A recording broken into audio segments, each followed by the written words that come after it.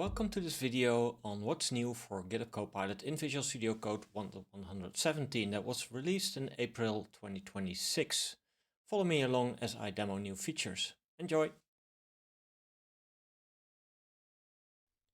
Bring Your Own Key has been available in the free Pro and Pro Plus offerings so far, but Business and Enterprise were accepted from this offering. I think it's really great to be able to host your own models.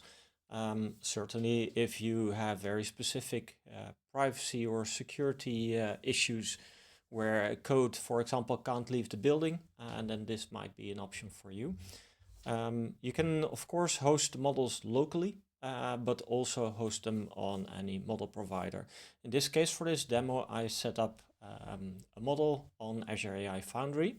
So, and that's one of the supported model providers. Of course, we can configure models here through the Manage Language Models option. And to be able to add these models, you click the Add Models button, and here are all of the providers. I set it up in Azure. So when you choose Azure, you need to provide a group name, you need to provide an API key. And when I would enter this now, it would change my configuration. So for now, I won't do that. I will just move into the already configured model. So I set up a Kimi K2.6 model. Let me show that briefly on Azure AI Foundry. So there we go. This is my Kimi K2.6 deployment. It's default deployment, so it's very limited.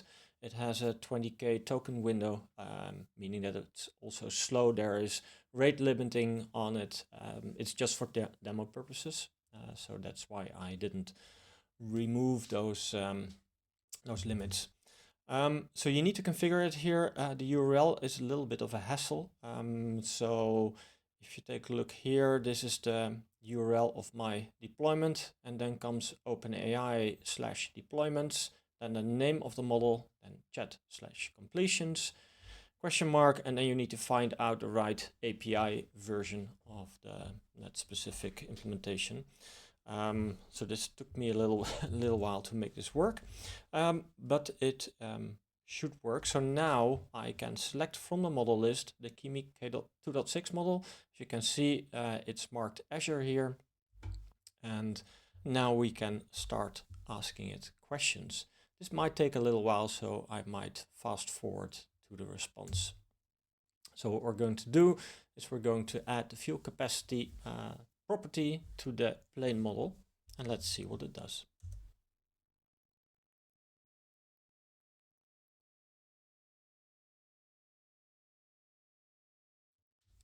As you can see, it made a change. It added a fuel capacity as an int property, so we can click the change here and show it. So that worked pretty nicely, and as you can see, we get a 0x multiplier for the premium request units, meaning that this question is not charged on our premium request budget because we host the model ourselves. So I hope that this inspires you to start hosting your own models as well, or at least experimenting with it, and yeah, have fun with it. This update is a little bit hard to show, but let me try it. This is about the rendering of the way GitHub Copilot streams the output when you ask it a question.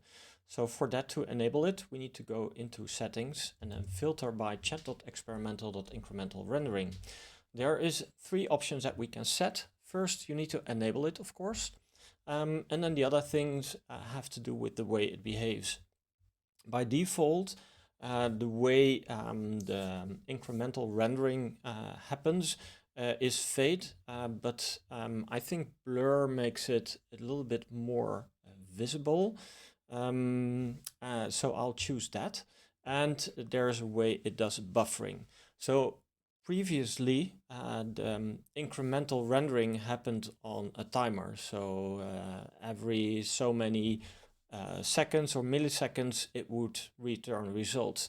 And this update provides more fluency and a perceived better performance. Of course, in the end, it will take the same amount of time, but it's perceived as being faster. So let's see what this does. I enabled it now, and I'm going to ask Copilot to take a look at my security vulnerabilities in my application and list the top 10, sorted descending by severity.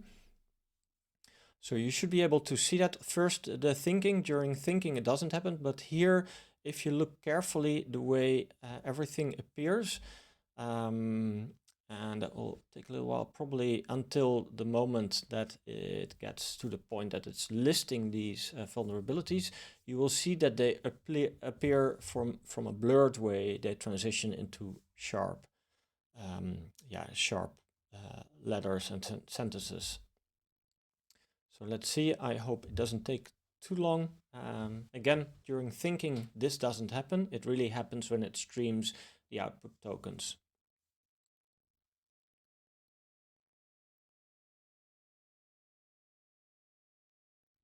There we go. If you look very carefully, certainly with the headers, you can see that they appear, the transition from blurry to sharp. I don't know why it provides this error, but there was a response. So maybe this is still a little bug in this implementation. A small little update. Sometimes I tend to get back to previous chats and then continue those. And then, the list of sessions, which is sorted by creation date, doesn't reflect the way I would like to see the sort order. So to give a little bit more of the list, make it more visible, so you can see what happens. You can click the agent sessions and now sort by created or sort by updated. And as you can see, it changes a little bit because one of the sessions I made an update to it. So that's why it changes the list, the items that are in the list. So yeah, it can be useful when you frequently update sessions to get back to them quickly. From version 115 in the VS Code Insiders version, this Visual Studio Code Agents app has been provided along with the regular VS Code. So you can start this from the start menu, like I explained before.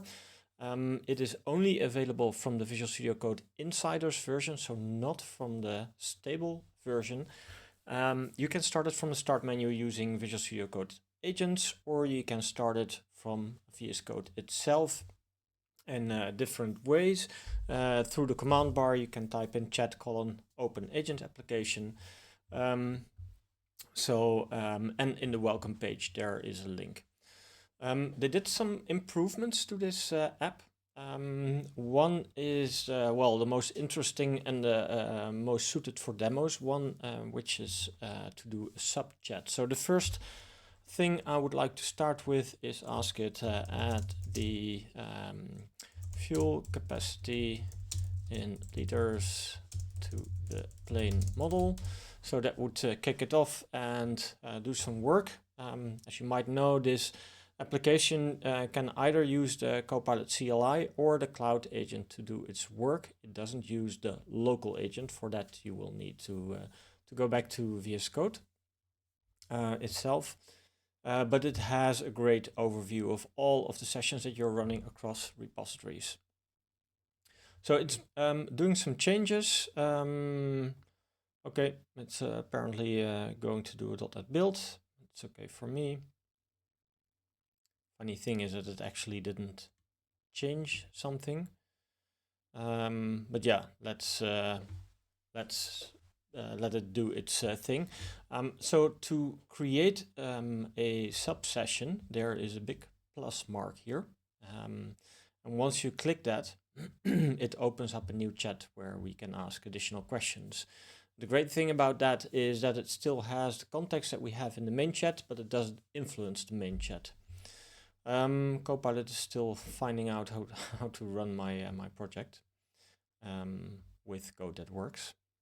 But for now, I'll leave it. I'll just click the plus here. And as you can see, new chat appears. And then I'll ask it to analyze the build issues we're running into. So this might be an opportunity. Also,